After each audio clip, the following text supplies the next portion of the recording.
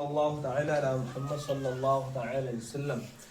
اس سے پہلے ہم نے فرض کے بارے میں سنا، واجب کے بارے میں سنا، اور سنت موقدہ، سنت غیر موقدہ اور مستحب، مباح، ان سب کے بارے میں سن لیا۔ اور آج انشاءاللہ تعالی ہم سنیں گے جو ہم نے لکھا تھا ان کے مقابل، یعنی کہ فرض کے مقابل میں کیا تھا؟ حرام۔ کیا تھا؟ حرام۔ فرض کے مقابل حرام تھا۔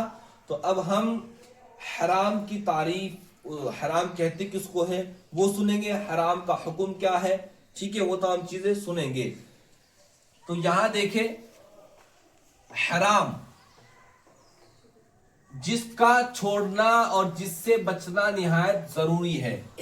ہم نے فرض کا سنا تھا، فرض کا مقابل ہے، چونکہ یہ فرض کا ہم نے سنا تھا کہ جس کا کرنا ضروری ہے، ٹھیک ہے، جس کا کرنا ضروری ہے، نہایت ضروری اور لازمی ہے فرض کا۔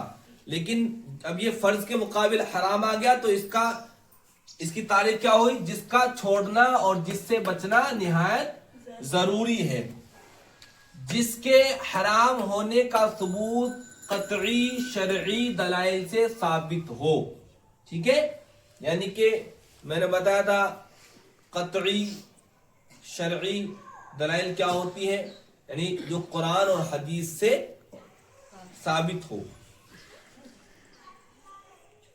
اب اس کا حکم کیا ہے حرام کا؟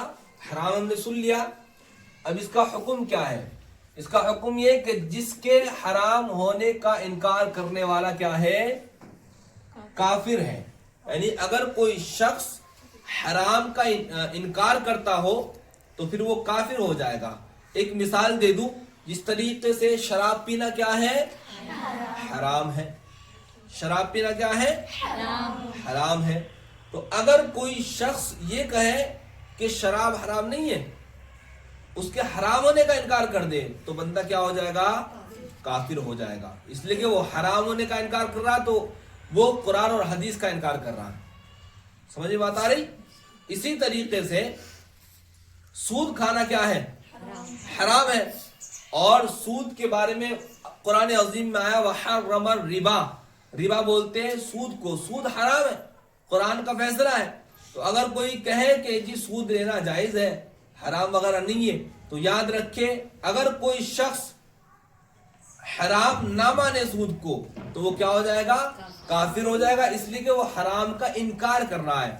تو وہی فرما رہا ہے جس کے حرام ہونے کا انکار کرنے والا کیا ہے؟ کافر ہے۔ اب جس کا ایک مرتبہ بھی قصدن کرنے والا فاسق، یعنی اگر کوئی حرام کام کرتا ہے قصدن جان بوجھ کر تو ایک مرتبہ بھی کرنے والا کیا ہے؟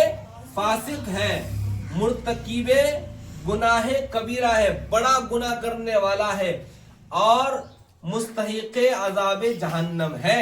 اگر کوئی شخص حرام کام کرتا ہے تو وہ فاسق بھی ہے، کبیرہ گناہ کرنے والا ہے، اور حرام کام کرنے والا جہنم کے عذاب کا مستحق ہوگا۔ کیا ہوگا؟ جہنم کے عذاب کا مستحق ہوگا۔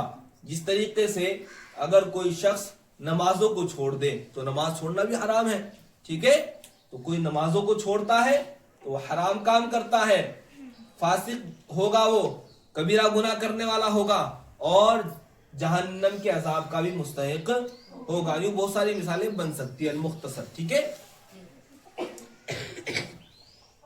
اب اس کا حکم یہ جس کا چھوڑنا باعث ثواب ہے، حرام کا چھوڑنا کیا ہے؟ باعث ثواب ہے۔ اور یہ ہم نے سن لیا کہ فعل حرام مقابل ہوتا ہے فعل فرض کا، فرض کے مقابل میں آتا حرام، تو لہذا ہم نے سن لیا اس کو چھوڑنا بھی ضروری ہے حرام کو، اور حرام کام ہمیں حرام کام کرنا نہیں ہے، اس لیے کہ اگر حرام کام کریں گے تو جہنم کے مستحق ہو جائیں گے۔ لہذا مجھے اور آپ کو چاہیے کہ ہم ان کاموں سے بچیں، نہیں نمازیں نہ چھوڑیں، ہے نا، گالی گلوچ نہ دیں، گالی گلوچ بھی کرنا حرام ہے اسی طریقے سے جھوٹ نہ بولے، یہ بھی حرام ہے. تو بہت سارے گناہ کے کام ہیں جس کو شریعت نے منع کیا ہے، لہٰذا ہمیں ان تمام چیزوں سے بچنا ہے. انشاءاللہ تعالی اس کے بعد حرام کے بعد میں مکروہ تحریمی کے بارے میں سنیں گے. مکروہ تحریمی کسے کہتے ہیں؟ اللہ پاک مجھے اور آپ کو عمل کی توفیق عطا فرمائے. صلو علی النبی صلی اللہ علیہ وسلم.